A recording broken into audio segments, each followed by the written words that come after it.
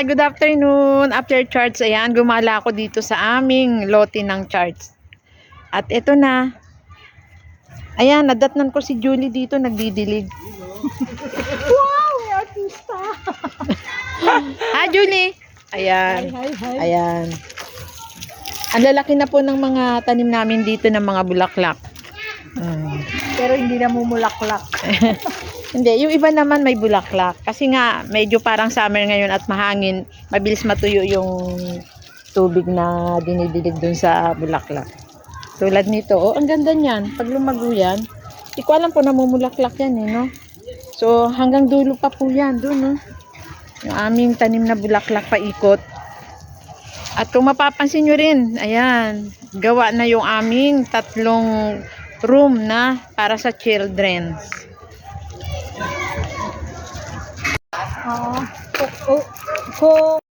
Sinasadya.